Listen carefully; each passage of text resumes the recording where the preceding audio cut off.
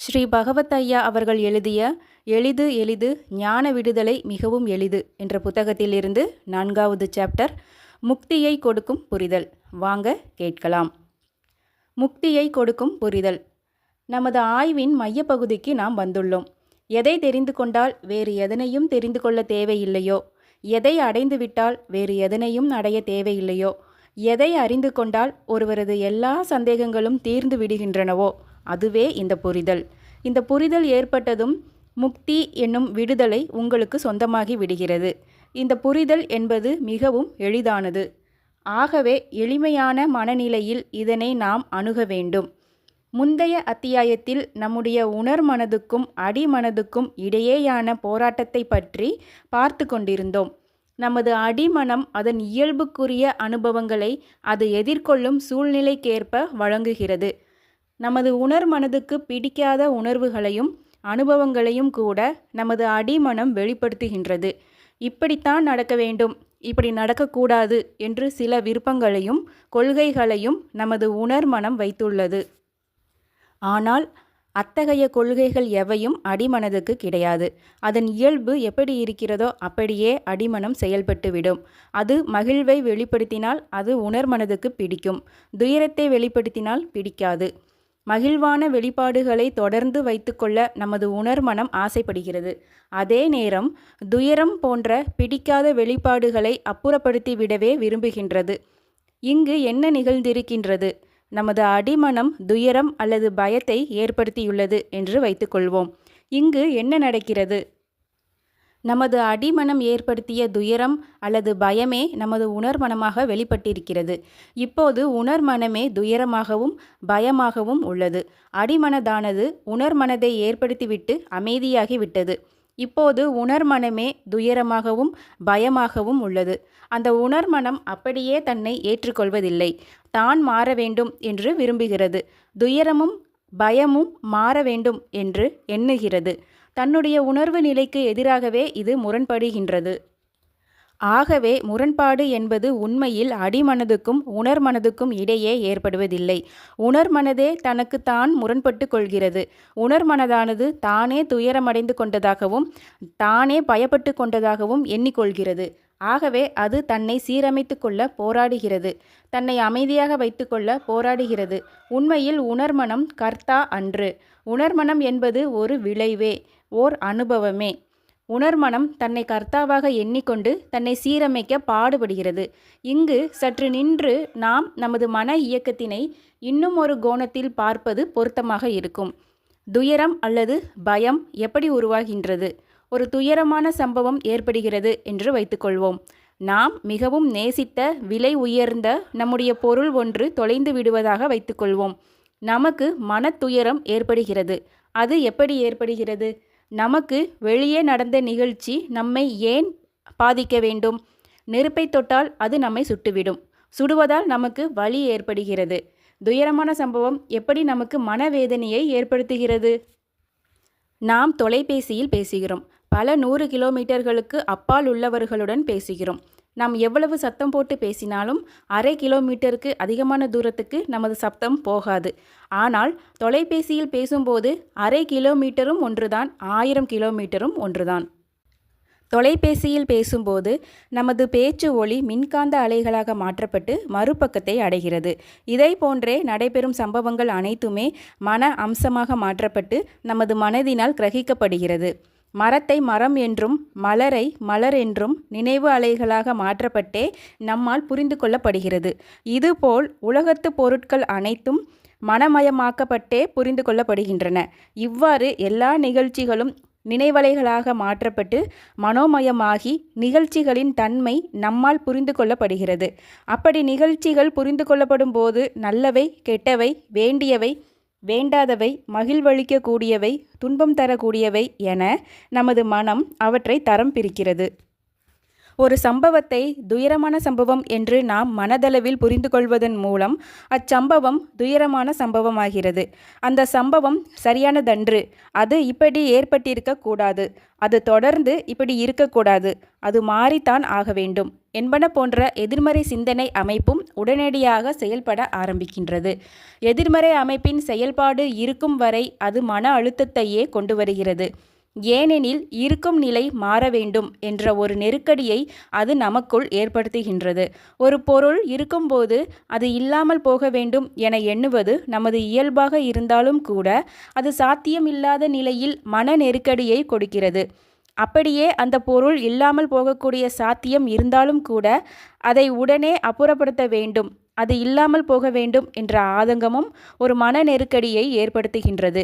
இதை போன்று துயரமான சம்பவம் ஒன்று நடப்பதற்கு சாத்தியமில்லாத நிலையிலும் நடந்து விடுமோ என்ற எண்ணமும் கூட இத்தகைய மன நெருக்கடியை கொடுக்கிறது.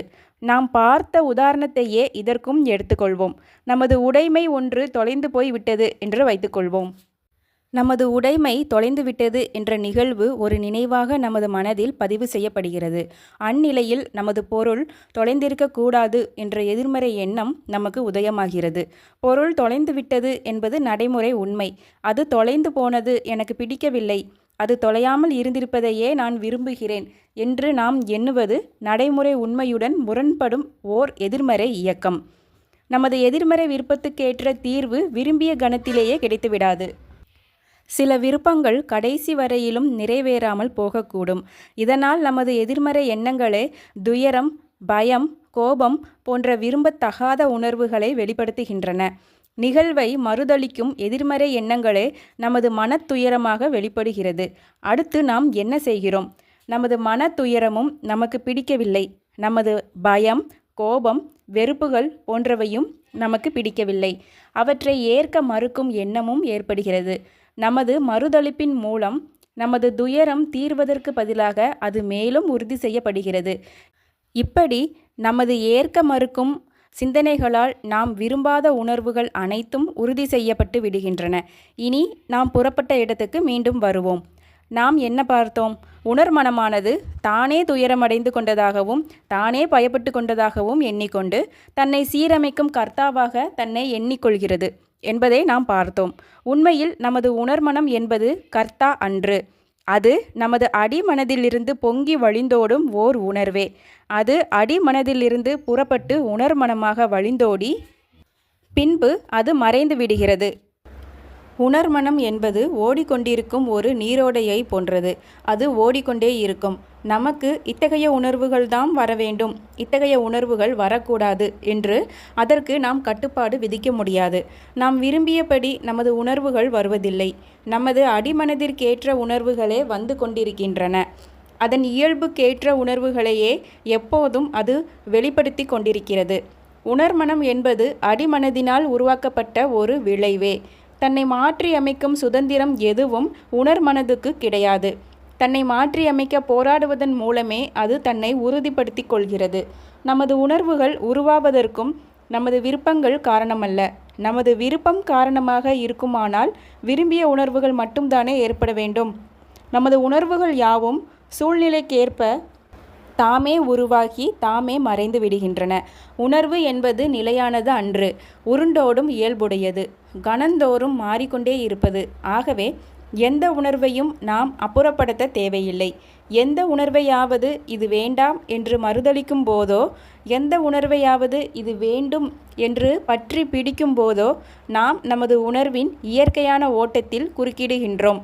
இல்லாவிடில் தாமாக ஏற்படும் உணர்வுகள் எல்லாம் தாமாகவே ஓடி மறைந்துவிடும். நாம் அதனை அப்புறப்படுத்த தேவையில்லை. இது உண்மையா? இதுதான் நடைமுறை உண்மை என்பதை நாம் சந்தேகத்துக்கு இடமில்லாமல் விளங்கி கொள்ள வேண்டும். நமது உணர்வுகளை மாற்றியமைக்க நாம் எதுவுமே செய்ய தேவையில்லை என்பதை விளங்கி கொள்ள வேண்டும். இதன் பொருள் என்னவென்றால், நாம் நமது உணர்வுகளை முழு மனதோடு ஏற்றுக்கொள்ள வேண்டும் என்பதே. மேலும் நாம் அடைய வேண்டிய உணர்வு நிலை வேறு எதுவும் கிடையாது என்று முடித்துக்கொள்வதே. நமக்கு இயல்பாக ஏற்படும் உணர்வுகளை தவிர வேறு எந்த உணர்வுகளையும் எதிர்பார்க்கக்கூடாது என்ற எளிமையான புரிதலுக்கு நாம் வந்துவிட வேண்டும். இத்தகைய புரிதல் ஏற்படும் போது நமக்கு என்ன நிகழ்ந்திருக்கின்றது? நமது உணர்மனம் தனது தகுதியை உணர்ந்து கொள்கிறது. தனது செயல்பாட்டுக்கு எதிரான கட்டுப்பாடுகளையும் எதிர்பார்ப்புகளையும் கைவிட்டு விடுகிறது. அந்நிலையில் நமது உணர்மனம் செய்வதற்கு வேறு ஏதாவது வேலை பாக்கி உள்ளதா?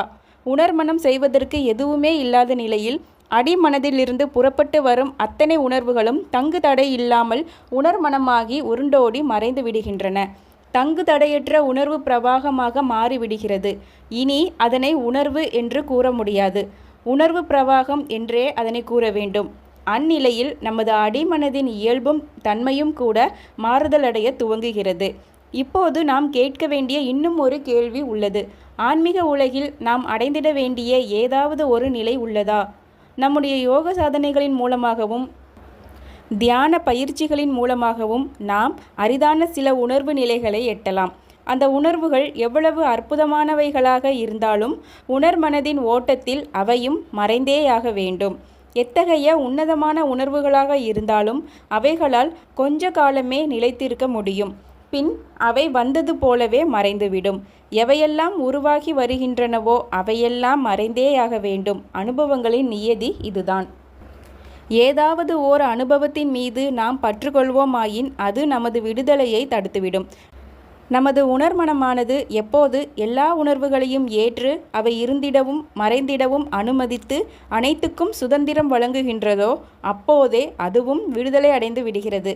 விடுதலை என்பது முயற்சிகளிலிருந்து விடுபடுவது, எதிர்காலத்திலிருந்து விடுபடுவது, முரண்பாடுகளிலிருந்தும் போராட்டங்களிலிருந்தும் விடுபடுவது. இந்த விடுதலை அடைந்த நிலையில் நாம் நமது பயத்திற்கு எதிராகவும் துயரத்துக்கு எதிராகவும் முரண்பட மாட்டோம். இதே போன்று இன்பங்களின் பின்னால் ஓடிப்போகவும் மாட்டோம். அந்த இன்பங்கள் உலகியலாக இருந்தாலும் சரி, ஆன்மீகத்தை சார்ந்ததாக இருந்தாலும் சரி. இந்த விடுதலை என்பது ஒரு தப்பியோடும் மனநிலை அன்று. இது எல்லா உணர்வுகளையும் எளிதாகவும் தீரத்துடனும் எதிர்கொள்ளும் மனநிலை. உணர்வுகளுக்கு எதிரான செயல்கள் அனைத்துமே தப்பியோடும் செயல்களேயாகும் என்ற புரிதலுடன் அனைத்து உணர்வுகளையும் நேருக்கு நேராக எதிர்கொண்டு ஏற்றுக்கொள்ளும் தீரமே இந்த விடுதலை. அனைத்து உணர்வுகளுக்கும் நமது முழு மனதையும் விரிய திறந்து வைத்திடுவதே இந்த விடுதலை. இதுவே புரிதல், முக்தியை கொடுக்கும் புரிதல். இந்த புரிதல் என்பது மிகவும் எளிதானது. இங்கு இன்னும் ஒரு அம்சமும் முக்கியமானது. அதாவது நாம் புரிந்து கொண்டு விட்டோம் என்பதையும் புரிந்து கொள்ள வேண்டும். புரிதல் மட்டும் போதாது, புரிந்து கொண்டு விட்டோம் என்பதையும் புரிந்து கொள்ள வேண்டும். முற்காலத்தில் ஆச்சாரியர்கள் குருநாதர்கள் என்று அழைக்கப்பட்டார்கள். மெய்ப்பொருளை விளக்கி கூறுவதோடு அவர்களது பணி முடிந்து விடுவதில்லை. அவர் விளக்கி கூறிய உண்மையை சீடன் புரிந்து கொண்டு விட்ட நிலையில் நீ புரிந்து கொண்டு விட்டாய் என அந்த புரிதலை உறுதிப்படுத்துவதும் அவரது பணியாக இருந்தது. ஞானம் என்றால் என்னவென்பதை ஒருவர் புரிந்து கொண்டால் மட்டும் போதுமானது அன்று. ஞானம் என்றால் என்னவென்பதை புரிந்து கொண்டோம் என்பதையும் புரிந்து கொள்ள வேண்டும். யோக வாசிஷ்டத்தில் இப்படி ஒரு கதை கூறப்படுகிறது. ஒருவர் சிந்தாமணிக்கல் என்னும் உயர்வகை வைரக்கல்லை தேடி காட்டுக்குள் செல்கிறார். அதை பற்றிய விபரத்தை கூறியவர்கள் அவருக்கு ஓர் எச்சரிக்கையையும் கொடுக்கிறார்கள். சிந்தாமணிக்கல் என்பது மிகவும் அபூர்வமானது. உனக்கு விதி இருந்தால்தான் கிடைக்கும். அப்படியே உனக்கு கிடைக்க வேண்டும் என்ற விதி இருந்தாலும் உடனடியாக கிடைத்து விடாது. விடாமுயற்சியுடன் மாத கணக்கில், ஏன் வருடக்கணக்கில் கூட தேட வேண்டியது இருக்கும். உனது பொறுமைக்கும் விடாமுயற்சிக்கும் பலனாகவே அந்த சிந்தாமணிக்கல் உனக்கு கிடைக்கும். இந்த எச்சரிக்கையை கேட்டும் சோர்வடையாத நிலையில் அவர் துணிந்து காட்டுக்குள் செல்கிறார். எத்தனை வருடங்கள் ஆனாலும் சிந்தாமணிக்கல்லை கண்டுபிடிக்காமல் திரும்புவதில்லை என்ற மனோ வைராக்கியத்துடன் சிந்தாமணிக்கல்லை தேட ஆரம்பிக்கிறார். அதிர்ஷ்டவசமாக அந்த அபூர்வமான சிந்தாமணிக்கல் அவர் தேட ஆரம்பித்த அரை மணி நேரத்துக்குள்ளேயே அவருக்கு கிடைத்துவிட்டது. ஆனால் அவருக்கு கிடைத்தது சிந்தாமணிக்கல் தான் என்பதை அவரால் நம்ப முடியவில்லை. ஆண்டு கணக்கில் தேடியும் கண்டுபிடிக்க அரிதான சிந்தாமணிக்கல் அரை மணி நேரத்தில் எப்படி கிடைக்க முடியும் என்று எண்ண ஆரம்பித்தார். அவ்வளவு சீக்கிரத்தில் அது கிடைத்ததால் அது சிந்தாமணி கல்லாக இருக்க முடியாது என அதை வீசி போட்டுவிட்டு வேறு சிந்தாமணி கல்லை மீண்டும் தேட ஆரம்பித்தார். இதுதான் அந்த கதை. புரிதல் என்று நாம் எதை கண்டுபிடித்தோமோ அதுதான் முக்தியை கொடுக்கும் புரிதல். ஆனால் நாம் அதிக எதிர்பார்ப்புகளுடன் இருப்பதால் அதனை தவற விட்டுவிட்டு தாண்டி சென்றுவிடும் ஆபத்தும் உள்ளது. ஆகவே நாம் அதனை சோதித்து அதனை உறுதிப்படுத்தி கொள்ள வேண்டும். ஒரு சிறிய உதாரணம். எனது கையில் எடையே இல்லாத ஒரு பையை காய்கறி வாங்க எடுத்து செல்கிறேன் என வைத்துக்கொள்வோம். அதன் அழகிய கைப்பிடி மட்டுமே எடை உள்ள உலோகத்தால் ஆனது. காய்கறி வாங்கும்போது தான் தெரிகிறது அடியில் உள்ள பை எங்கேயோ கழன்று விழுந்து விட்டது என்று. அது எடை இல்லாத பொருள், அதனால் அது கழன்று விழுந்தது எனக்கு தெரியவில்லை. ஆனால் காய்கறி வாங்கிய பிறகு பையை தூக்க முடியாமல் தூக்கி செல்வதாயின் அது கை நழுவி எங்கு கழன்று விழுந்தாலும் அது உடனடியாக தெரிந்துவிடும். ஏனெனில் எடையும் தெரியும். அந்த எடை திடீரென இல்லாமல் போவதும் உடனடியாக நமக்கு தெரிந்துவிடும். இதனால்தான் ஆன்மீக சாஸ்திரங்களில் துன்பமும் துயரமுமே நம்மை நேரடியாக உண்மைக்கு அழைத்து செல்லுகின்றன என கூறப்பட்டுள்ளது. துன்பமும் துயரமும் நமக்கு வேதனை என்னும் சுமையை ஏற்படுத்துகின்றன. புரிதல் மூலம் நாம் விடுதலையை அடையும் போது துன்பமும் துயரமும் மறைகின்றன. சுமை நீங்கிய உணர்வு ஏற்படுகிறது.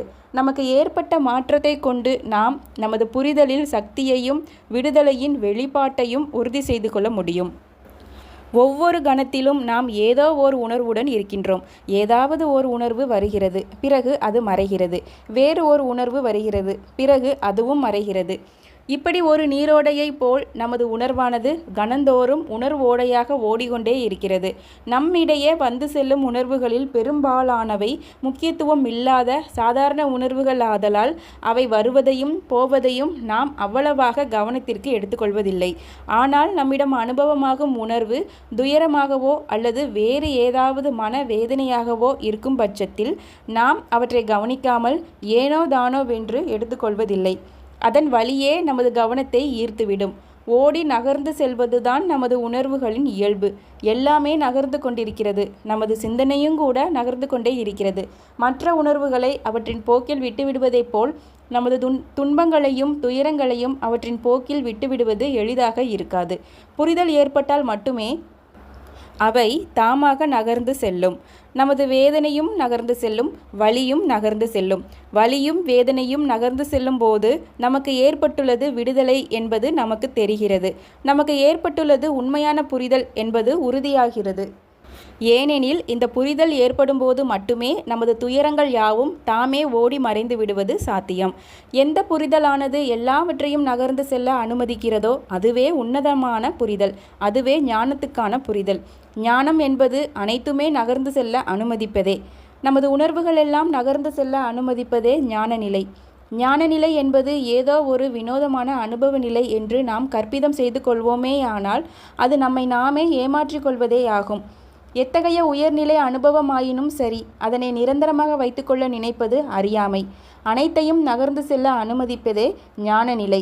ஒருவர் மீளா துயரத்துடன் இருக்கும்போது அவர் தனது உணர்மனதை சுதந்திரமாக இயங்கி நகர்ந்து செல்ல அனுமதிப்பதன் மூலம் தனது துயரங்களிலிருந்து விடுபடுகிறார். இதனால் அவர் தாம் புரிந்து கொண்டு விட்டோம் என்பதையும் புரிந்து கொள்கிறார்.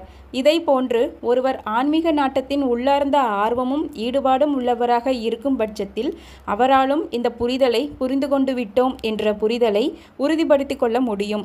விடுதலை பெற்றவர்களுடன் நேர்முகமாக உரையாடி தெளிவு பெறுவதன் மூலமும் இந்த புரிதலை உறுதிப்படுத்தி கொள்ள முடியும். இந்த புரிதல் உறுதிப்படுத்தப்பட்ட நிலையில் நிரந்தரமாக உங்களுடையதாகி விடுகிறது. இதுதான் ஸ்ரீ பகவத் ஐயா அவர்கள் எழுதிய எளிது எளிது ஞான விடுதலை மிகவும் எளிது என்ற புத்தகத்திலிருந்து 4வது சாப்டர், முக்தியை கொடுக்கும் புரிதல். இதை திரும்ப திரும்ப கேட்டு பயனடைந்து கொள்ளுங்கள். நான் வாசித்த முறையில் உங்களுக்கு ஏதேனும் குழப்பம் இருந்தால் இந்த புத்தகத்தை வாங்கி படித்து பயனடைந்து கொள்ளுங்கள். நன்றி, வணக்கம்.